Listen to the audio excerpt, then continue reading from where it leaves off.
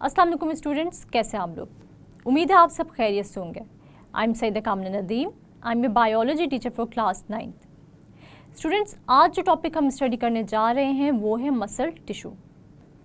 Students, आज हम पढ़ने जा रहे हैं मसल टिश्यू के बारे में। अपने पिछले लेक्चर में हमने डिस्कस किया था कनेक्टिव टिश्यूज़ को। कनेक्टिव टिश्यूज़ में आपने डिफरेंट फॉर्म्स देखी थी कनेक्टिव टिश्यू की, जो कि ह्यूमन बॉडी में एग्जिस्ट करती हैं, जैसे कि blood, bones, cartilage, ligaments, tendons और एडिपोज टिश्यूज़। आज हम मसल टिश्यूज़ स्टार्ट करते हैं और हम देखते हैं कि मसल टिश्यूज़ का स्ट्रक्चर क्या होता है, इसका क्या रोल होता है और मसल टिश्यूज़ को हम कितनी टाइप्स में डिवाइड करते हैं या कितनी टाइप के मसल टिश्यूज़ एग्जिस्ट करते हैं किसी भी एनिमल बॉडी में। स्टूडेंट्स, अगर हम लोग मसल टिश्यूज़ को डिफ़ाइन करना चाहें तो हम कहते हैं कि muscle tissues are composed of bundles of long cells called muscle fibres. यानी मसल टिश्यूज़ ऐसे बंडल्स ऑफ लॉन्ग सेल्स से मिलकर या लॉन्ग फाइबर्स से मिलकर बने होते हैं, जिनको के हम नाम देते हैं मसल फाइबर्स का। स्टूडेंट्स, अगर हम ये देखें कि कौन से टिश्यूज़ हैं जो कि सबसे ज़्यादा प्रेजेंट होते हैं एनिमल बॉडी में, तो हम ये देखते हैं कि मसल टिश्यूज़ ही वो टिश्यूज़ हैं जो कि एनिमल बॉडी में मोस्ट अबेंडेंट है, यानी सबसे ज़्यादा पाए जाने वाले टिश्यूज़ मसल टिश्यूज़ हैं। मसल टिश्यूज़ क्या बनाते हैं हमारी बॉडी में? तो मसल टिश्यूज़ हमारी बॉडी के मसल्स बनाने में काम आते हैं।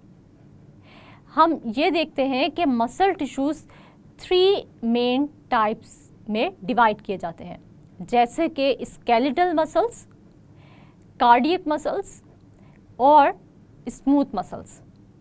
हम इन मसल्स को किस बेस पर डिवाइड करते हैं, या ये जो टाइप्स हम पढ़ेंगे इन मसल्स की वो किस बेस पर पढ़ेंगे? तो हम पढ़ेंगे इनके स्ट्रक्चर की बेस पर, इनकी अक्रेंस की बेस पर और इनके फंक्शंस की बेस पर। स्टूडेंट, सबसे पहले हम लोग पढ़ लेते हैं स्केलेटल मसल्स को। स्केलेटल मसल्स को हम कहते हैं कि ये स्ट्रिएटेड मसल्स हैं। और हम क्यों कहते हैं कि ये स्ट्रिएटेड मसल्स हैं? क्योंकि इनमें आपको नज़र आती हैं कुछ लाइंस या डिवीजन्स, यानी ये ऐसे सेल्स से मिलकर बनते हैं जो कि क्या होते हैं, स्ट्रिएशंस या स्ट्रिप्ड सेल्स होते हैं, और इनमें मौजूद होते हैं बहुत सारे न्यूक्लियाई, सिंगुलर न्यूक्लियस। और जब बहुत सारे न्यूक्लियस होंगे तो हम उसको न्यूक्लियस नहीं कहेंगे बल्कि हम कहेंगे न्यूक्लियाई। इसके साथ साथ हम ये देखते हैं कि स्केलेटल मसल्स को हम स्केलेटल मसल्स क्यों कहते हैं?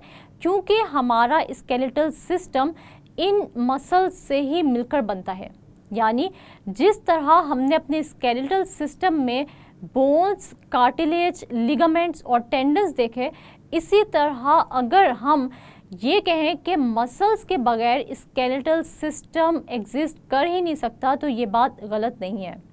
क्योंकि स्केलेटल मसल्स ही वो मसल्स होते हैं, या ये वो स्ट्रक्चर्स होते हैं, या वो कंपोनेंट है जो कि स्केलेटल सिस्टम या हमारे स्केलेटन का एक मेजर कंपोनेंट है। हमारी बोन्स की मूवमेंट भी इन स्केलेटल मसल्स की मूवमेंट या कॉन्ट्रैक्शन पर ही डिपेंड करती है। हमारे स्केलेटल मसल्स की कॉन्ट्रैक्शन वॉलेंट्री है या इनवॉलेंट्री, यानी इसका क्या मतलब है कि हमारे स्केलेटल मसल्स की जो कॉन्ट्रैक्शंस है वो हमारे अपने कंट्रोल में हैं या नहीं। तो हम ये देखते हैं कि स्केलेटल मसल्स की कॉन्ट्रैक्शंस हमारे अपने कंट्रोल में होती हैं, यानी जब हमारी मर्ज़ी होती है तो हमारा स्केलेटल मसल्स कॉन्ट्रैक्ट करता है, और जब हमारी मर्ज़ी नहीं होगी तो ये कॉन्ट्रैक्ट नहीं करेगा। जैसे मैं आप लोगों को एग्जांपल दे देती हूँ अपनी एल्बो या अपने आर्म की मूवमेंट की। जब मेरी मर्ज़ी होगी तब ही मैं अपने आर्म की मूवमेंट करूँगी और यहाँ पर मौजूद स्केलेटल मसल्स कॉन्ट्रैक्ट या रिलैक्स करेंगे। अदरवाइज़ अगर मैं अपने आर्म को रेस्ट में रखती हूँ तो ये मसल्स कॉन्ट्रैक्ट नहीं करेंगे। तो इसका मतलब ये हुआ कि हमारे स्केलेटल मसल्स की कॉन्ट्रैक्शंस वॉलेंट्री हैं, यानी कि हमारी अपनी विल के मुताबिक इनकी कॉन्ट्रैक्शंस होंगी। अब हम ये देख लेते हैं कि कौन सी ऐसी नर्व्स होती हैं या ये जो स्केलेटल मसल्स की कॉन्ट्रैक्शंस होती हैं ये कौन स्टिमुलेट करता है। तो स्टूडेंट्स हम ये देखते हैं कि ये स्केलेटल मसल्स किस तरह स्टिमुलेट होती हैं। तो हम ये देखते हैं कि हमारी मोटर नर्व्स मौजूद होती हैं इन स्केलेटल मसल्स में, और ये नर्व्स जनरेट करती हैं इलेक्ट्रिकल इम्पल्सेस, और ये इलेक्ट्रिकल इम्पल्सेस हमारे स्केलेटल मसल्स की कॉन्ट्रैक्शन में अहम रोल प्ले करती हैं। यानी हम यूँ कह सकते हैं कि हमारे स्केलेटल मसल्स की कॉन्ट्रैक्शन को स्टिमुलेट ही ये इलेक्ट्रिकल इम्पल्सेस करती हैं जो कि जनरेट हो रही हैं इन मोटर नर्व्स से। इसके बाद हम ये देखते हैं कि किसी भी स्केलेटल मसल का क्या फंक्शन या क्या रोल है। तो हम ये कहते हैं कि हमारे स्केलेटल मसल्स का रोल ये होता है कि ये हमारी बॉडी को मूवमेंट प्रोवाइड करती हैं, क्योंकि ये स्केलेटल मसल्स पार्ट है हमारे स्केलेटल सिस्टम का या स्केलेटन का, क्योंकि ये मसल्स ही हमारी सारी की सारी बोन्स को क्या करती हैं, कवर किए हुए होती हैं। यानी जो हमारा गोश्त होता है वो हमारे मसल्स ही होते हैं जो कि क्या करते हैं, हमारे बोन्स को, हमारे स्केलेटल सिस्टम के एक बहुत ही इंपॉर्टेंट कंपोनेंट को कवरिंग प्रोवाइड करते हैं। स्टूडेंट्स, आपके लिए एक बहुत ही इंटरेस्टिंग इन्फॉर्मेशन भी है यहाँ, और वो क्या है कि जब भी हम एक्सरसाइज करते हैं तो क्या हमारे स्केलेटल मसल्स का नंबर इंक्रीज़ होता है, यानी क्या हमारी बॉडी में मौजूद स्केलेटल मसल्स की तादाद बढ़ जाती है हमारी एक्सरसाइज करने से।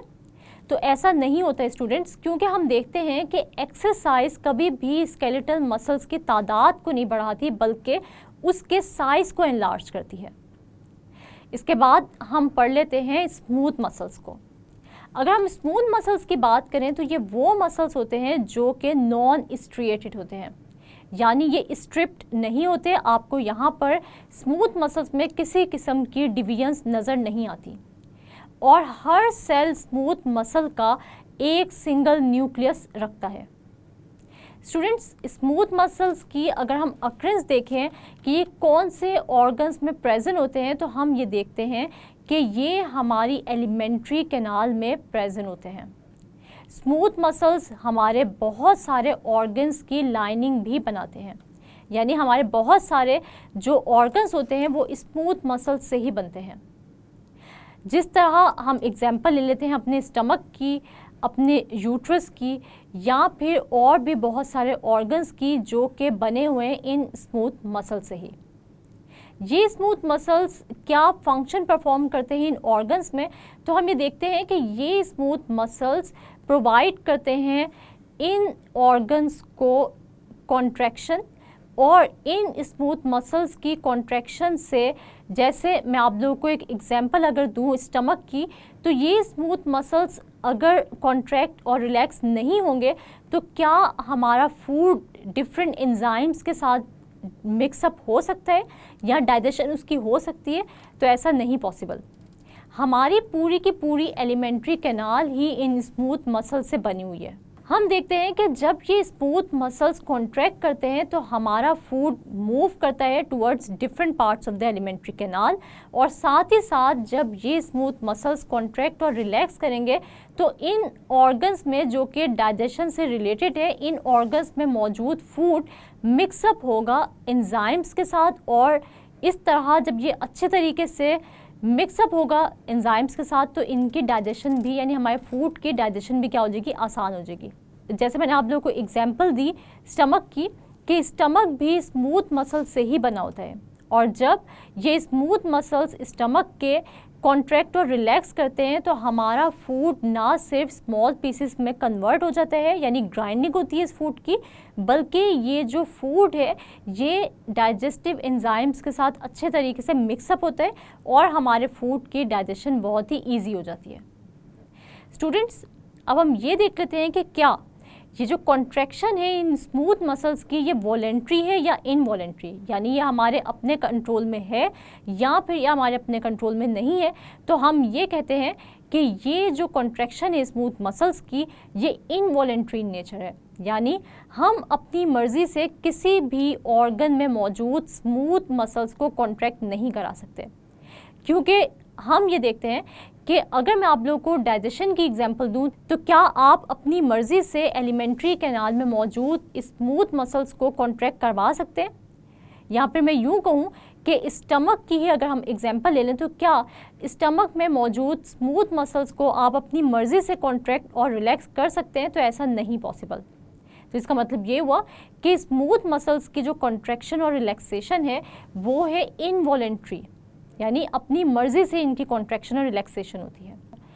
स्टूडेंट्स, अब हम लोग पढ़ लेते हैं कार्डियक मसल्स को। Cardiac means heart. इसका मतलब ये हुआ कि कार्डियक मसल्स वो मसल्स होते हैं जो कि हमारे हार्ट वॉल्स बनाने में हेल्प करते हैं। या हम यूँ कहें कि हमारा हार्ट कार्डियक मसल से ही बना होता है, तो ये बात गलत नहीं है। अगर हम कार्डियक मसल्स के स्ट्रक्चर की बात करें तो कार्डियक मसल्स स्ट्रिएटेड होते हैं। स्ट्रिएटेड मीन्स कि आपको यहाँ पर स्ट्रिप्स नज़र आएंगी, या हम यूँ कह सकते हैं कि कार्डियक मसल्स आर स्ट्रिएटेड और स्ट्रिप्ड मसल्स। लेकिन इनकी स्पेशलिटी क्या होती है कि कार्डियक मसल्स आपस में क्या होते हैं, कनेक्टेड होते हैं, या इनमें जंक्शंस होती हैं, यानी कि आपस में इनका कनेक्शन होता है। स्टूडेंट्स, हम ये देखते हैं कि हर सेल जो कार्डियक मसल का होता है उसमें एक सिंगल न्यूक्लियस भी पाया जाता है।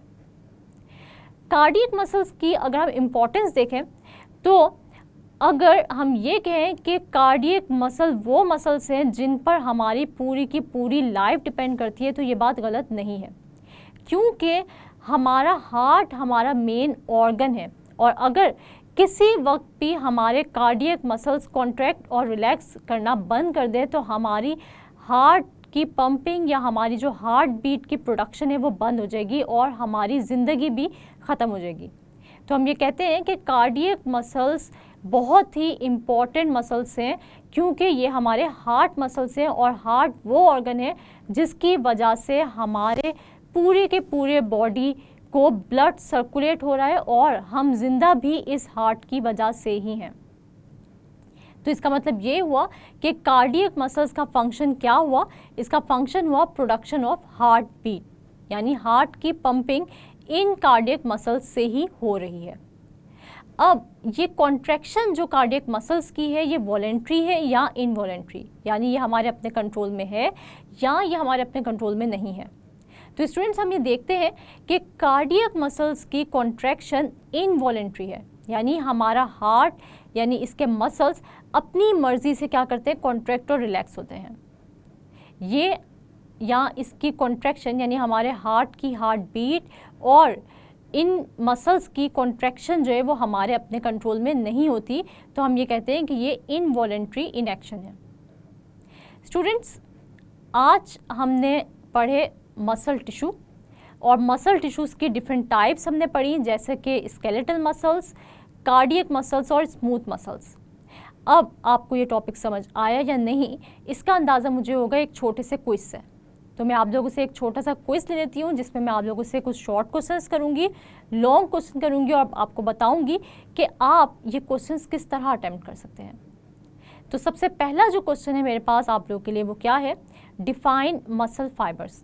तो आप लोगों को पता है कि muscle tissue bundles of long cell से मिलकर बनता है, जिनको हम लोग कहते हैं मसल फाइबर्स। इसके बाद जो शॉर्ट क्वेश्चन यहाँ से पूछा जा सकता है वो क्या है, what is the most abundant tissues of human body या एनिमल बॉडी। तो आप लोगों को पता है कि एनिमल टिश्यूज़ में मोस्ट अबेंडेंट जो टिश्यूज़ हैं वो कौन से हैं, वो है मसल टिश्यूज़। थर्ड क्वेश्चन है, नेम टाइप्स ऑफ मसल्स। तो मसल्स के कितने टाइप्स हैं, 3 टाइप्स हैं, स्केलेटल मसल्स, स्मूथ मसल्स और कार्डियक मसल्स। अगर आप लोगों से नेम पूछा जाएगा तो आप लोग सिर्फ और सिर्फ इनके नाम ही लिखेंगे। इसके बाद स्टूडेंट्स हमारे पास जो नेक्स्ट क्वेश्चन है आपके लिए वो क्या है, give role of cardiac muscles. तो कार्डियक मसल्स का क्या रोल है कि ये वॉल ऑफ हार्ट बनाते हैं और ये प्रोड्यूस करते हैं heartbeat. Students, next question आपसे जो मैं पूछने जा रही हूँ वो भी एक शॉर्ट क्वेश्चन ही है, और वो क्या है, give structure of skeletal muscles. तो आप लोगों को पता होना चाहिए कि skeletal muscles are striated muscles या स्ट्रिप्ड मसल्स, और इनमें बहुत सारे न्यूक्लियाई भी होते हैं। तो हम ये कह सकते हैं कि स्केलेटल मसल्स आर स्ट्रिएटेड और striped muscles and they contain many nuclei. इसके बाद हमारे पास एक और शॉर्ट क्वेश्चन है जो बहुत ही इंपॉर्टेंट है और वो क्या है, give occurrence of smooth muscles. तो स्मूथ मसल्स कहाँ पर होते हैं, हमारे एलिमेंट्री कैनाल में होते हैं और हमारे और भी बहुत सारे ऑर्गन्स हमारे स्मूथ मसल से ही मिलकर बनते हैं। स्टूडेंट्स, आपको मसल टिश्यू पर नोट भी आ सकते हैं और वो कैसे आ सकता है, right note on muscle tissue and also discuss types of muscles. तो आपने करना क्या है कि सबसे पहले आपने मसल टिश्यू और मसल फाइबर की डेफिनेशन लिखनी है। इसके बाद आपने बताना है कि सबसे ज़्यादा जो पाया जाने वाला टिश्यू है वो मसल टिश्यू है। फिर आपने इन टिश्यूज़ के नेम्स लिखने हैं, यानी कि स्केलेटल मसल, स्मूथ मसल और कार्डियक मसल, और बारी बारी आपने इन मसल्स को एक्सप्लेन करना है और एक्सप्लेनेशन में आपने फर्दर हेडिंग्स बनानी है।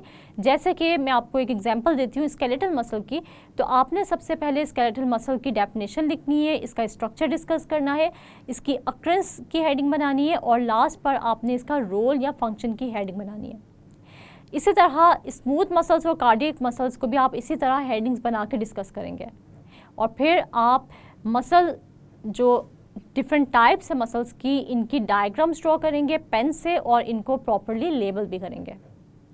स्टूडेंट्स, आज हमने स्टडी किया मसल टिश्यू को और हमने देखा कि मसल्स की कितनी टाइप्स होती हैं, जैसे कि स्केलेटल मसल्स, स्मूथ मसल्स और कार्डियक मसल्स। और हमने ये भी देखा कि इन मसल्स के क्या क्या स्ट्रक्चर्स होते हैं, इनके क्या क्या फंक्शंस हैं और ये कहाँ कहाँ प्रेजेंट होते हैं। मैंने आपसे एक छोटा सा क्विज़ लिया जिसमें मैंने आप लोगों से वो क्वेश्चंस पूछे जो कि एग्ज़ाम पॉइंट ऑफ व्यू से बहुत ही इंपॉर्टेंट है। साथ ही साथ स्टूडेंट्स, मैंने आप लोगों को एक छोटी सी एक्टिविटी भी दी है और वो एक्टिविटी क्या है कि आपने इस क्विज़ की रिटन प्रैक्टिस करनी है और आपने मसल्स की डिफरेंट जो टाइप्स है उनकी डायग्राम्स भी ड्रॉ करनी है विथ पेन। मुझे उम्मीद है कि आप लोग मेरी इंस्ट्रक्शंस को फॉलो करेंगे और नेक्स्ट लेक्चर तक के लिए अपना बहुत सारा ख्याल भी रखेंगे और मुझे दुआओं में याद भी रखेंगे। अल्लाह हाफिज़।